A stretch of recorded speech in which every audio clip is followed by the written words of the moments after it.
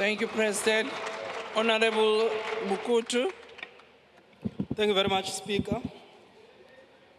Mr. President, there are fly-by-nights such as Afriforum and Solidarity, who without any political mandate, but they are narrow interest groups who want to hijack our foreign policy by propagating misinformation to hamstring South Africa from advancing transformation policies.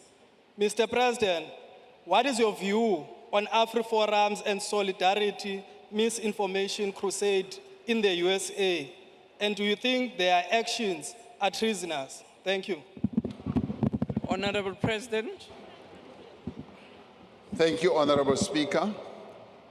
I have expressed my concern and my disappointment at what Afriforum and Solidarity have been doing in spreading misinformation about their own country in the United States. And I regard that as being non-patriotic, because when you are a patriot of a country, the best you do is to resolve the problems or issues you have in country rather than begin to damage the sovereignty of your country by running off to other countries and expecting them to take action against your own country. Because in part, through what they have done, they have instigated the action that is now being taken against the people of South Africa. And the fact whether that is treasonous or not is a matter that obviously our law enforcement agencies need to look at. The National Prosecuting Agency needs to look at that. But I take a dim view, in fact, a very negative view of what has ensued as they run around the world, bad-mouthing their own country and putting their country into disrepute, not by things that are happening, but by misinformation. And that also leads to dividing our own nation, because what they are seeking to do is to spread racist statements about their own country when we are involved in building a nation out of the throes of a very divided situation that we suffered under. So I am hugely disappointed and take a dim view of what Afriforum and Solidarity have done. Thank you, Madam Speaker. Mr. President, when AGOA goes, what will you say to the tens of thousands of workers, many of them members of your own political ally, COSATU, who work in the motor industry and who will lose their jobs as a direct consequence of previous ANC foreign and domestic policy? Thank you. Mr. President. Thank you, Honorable Speaker. The AGOA free trade opportunity that was inaugurated under President Bush has been going on for a number of years. A number of countries on our continent have been given opportunities to participate, and some have had their participation withdrawn. And as they've had their participation withdrawn, they have had to find ways in which they can enhance their exports. Participation in AGOA is not at our behest. It is at the behest of the United States.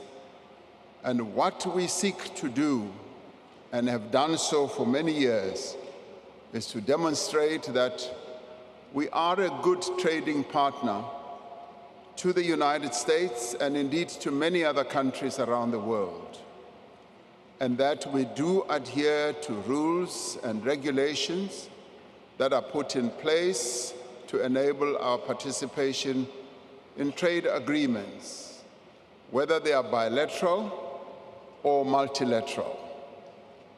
There is going to be a review of the AGOA process. And last year, you might recall, we held the African and US AGOA forum here in our own country, and we were able, together with many other African countries, to demonstrate that we do derive value from AGOA, but we also give value.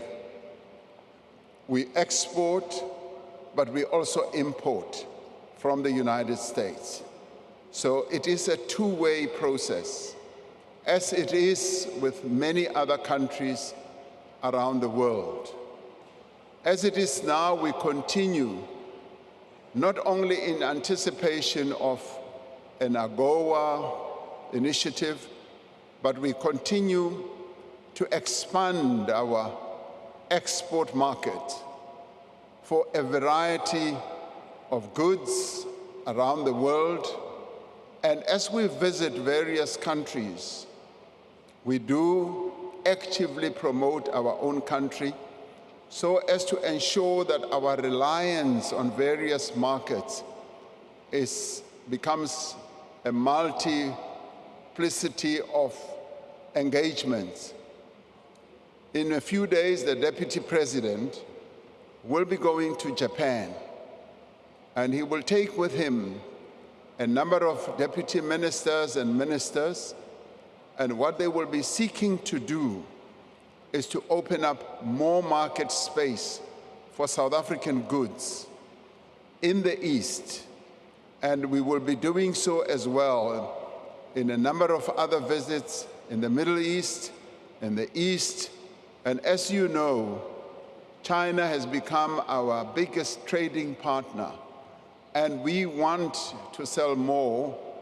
And President Xi Jinping has been saying to us, we want to buy more goods from South Africa. And indeed, various other leaders in the Middle East have been saying precisely that. But we want to continue trading with the United States because we sell minerals, we sell vehicles, we sell agricultural products to them. So we do not take the opportunity that we have, as it is called Africa Growth Opportunity Initiative. We don't take that opportunity lightly. But at the same time, we want to also demonstrate that, yes, we have value to add. As you may want to know, when I spoke to President Trump, when he was president-elect, congratulating him, I informed him that we value participating in AGOA, but I also informed him that we also sell critical minerals to the United States, and the relationship is fairly balanced.